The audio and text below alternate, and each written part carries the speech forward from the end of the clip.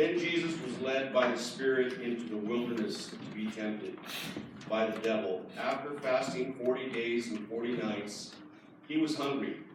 The tempter came to him and said, "If you are the Son of God, tell these stones to become bread."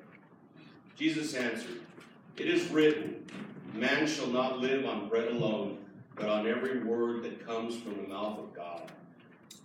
Then the devil took him to the holy city and had him stand on the highest point of the temple. "If you are the Son of God," he said, "throw yourself down, for it is written, he will command his angels concerning you, and they will lift you up in their hands, so that you will not strike your foot against a stone." Jesus answered him, "It is also written, do not put the Lord your God to the test." Again the devil took him to a very high mountain and showed him all the kingdoms of the world and their splendor. "All this I will give you," he said, "if you will bow down and worship me." Jesus said to him, "Away from me, Satan, for it is written, worship the Lord your God and serve him only." Then the devil left him, and angels came and attended him.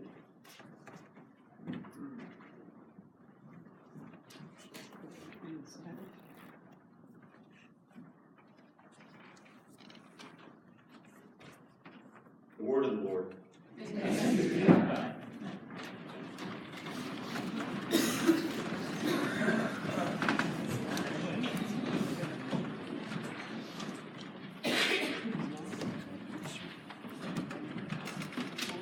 Get ready, because our sermon is going to cover a lot of ground.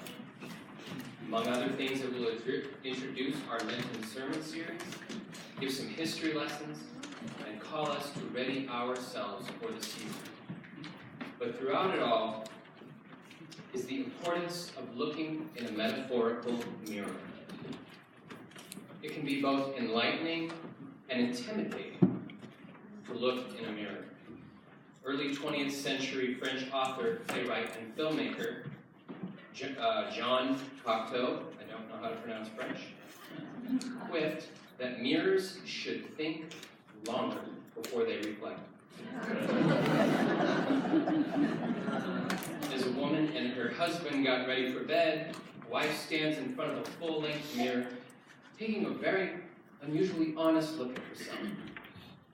"You know, dear," she says, "I look in the mirror and I'm seeing an old woman. My face is wrinkled. Everything else is sagging or bloating. Everywhere I look, I'm growing or drooping." Exasperated, she turns to her husband and says, "Tell me something positive to make me feel better about myself." He studies her for a moment, and then he says in a soft, thoughtful voice, "Well, there's nothing wrong with your eyesight, dear."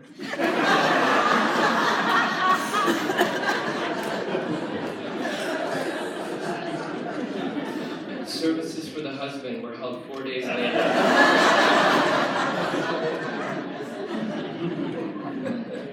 Let us pray.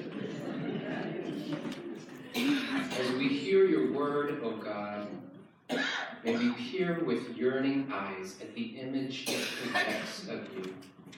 May the eyes of our minds and hearts behold a Savior that can restore even the most broken reaches of our souls. And now may the words of my mouth, the meditations of all of our hearts be acceptable in thy sight, O Lord, our rock and our Redeemer. Amen. Why would Jesus meander in the wilderness for 40 days and 40 nights? Surely he could have implemented other strategies to begin his 3-year ministry in the Galilean countryside. But instead, he chose to spend time in the barren wilderness, readying him to serve.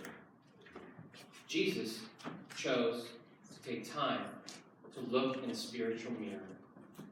After all, when you're alone, familiar faces, voices, life rhythms. After a while, when you haven't been eating very much, we've all seen Snickers bars commercials, you cannot escape from yourself. You are with yourself completely. Jesus found out, though he was perfect in his actions, that a demon or demons can come to the surface when we look honestly at ourselves. This may seem uncomfortable at first, but remember that looking in a mirror isn't always unpleasant. When with the proper mindset, a mirror's reflection, especially a mirror reflecting the soul, provides valuable perspective.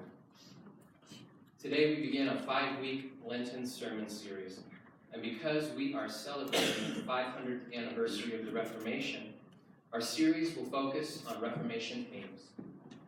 One's attributed to Calvinism, to be specific, and the actual anniversary is October 31st, 1517. That's the day that Martin Luther nailed his 95 Theses to the wooden doors at the Castle Church at Wittenberg. We know that the Reformation came about for many reasons, including corruption among hierarchy and clergy in the Roman Church, which was rampant. Practices like simony, which is the selling of positions of power in the church, and of course those pesky indulgences, the selling of liberation for the presumed unforgiven deceased loved ones from purgatory. There was also the advent of the printing press, which allowed for the Bible to be produced and published en masse in languages besides Latin. This is just a small smattering of the factors that provoked the Reformation. Now, the indulgences was a big one. Proceeds helped continue the construction of the Basilica at St. Peter in Rome, and salesmen of indulgences had unscrupulous sales pitches, like buying an indulgence will make you, quote, cleaner than Adam before the fall. Or, as soon as the coin in the coffer rings, the soul from purgatory springs. Luther's 95 Theses were 95 criticisms of the Pope and the Roman Church. He helped hold up a huge metaphorical mirror to the Church. He did not mince words. He called the Pope multiple times the Antichrist, and he wrote rather tersely. Luther's role in the Reformation was motivated in part, I believe, by a look in the mirror at himself that he had. You see, Luther had a difficult childhood. His parents were pretty tough on him, abusive. Sometimes so were his school teachers. So this helps explain why he would have an overarching sense of sinfulness before God. He believed he could not measure up. That is until he read in Scripture that salvation comes by God's grace through faith, not by working extra hard. Luther's role in the Reformation was as critic. He named the problems. John Calvin, pretty much a generation later, would become responsible for systematizing all these critiques to help us better understand how to be Christians and how to be a church. He took the criticisms of Luther and helped us apply them in a positive way. He wrote a book called The Institutes of the Christian Religion, which comprehensively articulate through the eyes of faith and above and beyond just those hot-button issues of the day. The book was published on the recently invented printing press and, believe it or not, sold out in no time. Calvin's teachings, from which we derive the word Calvinism, are a backbone of early Protestant and Presbyterian theology. Now don't worry, history lesson, it's almost over. But Calvinism would become important to the Reformed tradition, and over the years, his thought would continually evolve by the people who possessed it. In fact, many of Calvin's students were actually much more stringent and rigid than he was himself. A few decades later, in November of 1618, so the 101st anniversary of the Reformation, the Synod of Dort was called with 27 delegates from all over Europe.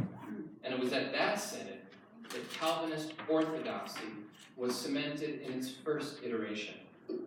From that event, we get the 5 points of Calvinism that are best remembered by the CUTE acronym, which came along quite a bit later. T-U-L-I-P.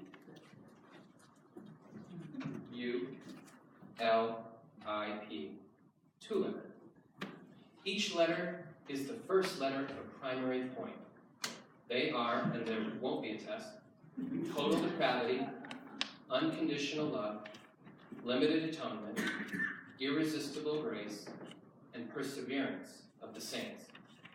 We will grapple with each one for 1 week during Lent. Today, a few thoughts about T, or total depravity. Calvin, building upon Augustine's doctrine of original sin, asserts that all of humanity is totally depraved, and that our fallen nature keeps us from being able to choose God, without, of course, God choosing us first. There is nothing we can do on our own volition that will not be corrupted by our nature. Now, this thinking fits, I think, in line with Paul's theme from Romans, that all sin and fall short of the glory of God. According to Calvin in his Institutes, quote, as it was the spiritual life of Adam to remain united and bound by his Maker, so estrangement from him was the death of the soul. Nor is it any wonder that he consigned the race to ruin by his rebellion when he perverted the whole order of nature in heaven, on, and earth. I remember in my introduction to psychology class, freshman year of college, I remember a page of one of my textbooks that juxtaposed two columns. On one side, a noted psychologist arguing that people are inherently good, while on the other side, a well-known psychologist arguing that human nature is inherently, tragically flawed. This week, believe it or not, I found that textbook, and I found the page. Carl Rogers argues that notwithstanding the destructive, cruel, and malevolent behavior in our world, that inherently people are good. The evil they do comes from external condition. Now, Rollo May is a psychologist who believes that we possess a propensity that prevents us from being purely good, regardless of external realities. Now, as we begin Lent, we are invited to walk into that wilderness. We are invited to block out the distractions that keep us from honestly observing our own nature. We are invited to hold up a mirror to our souls and see what we see. Calvin holds that if we look honestly in the mirror, we will see hints of total depravity. Indeed, Paul is right. In some way, shape, or form, we all fall short of the glory of God. An honest assessment is part of growing in our faith in Jesus Christ. It is a necessary part of the faith journey.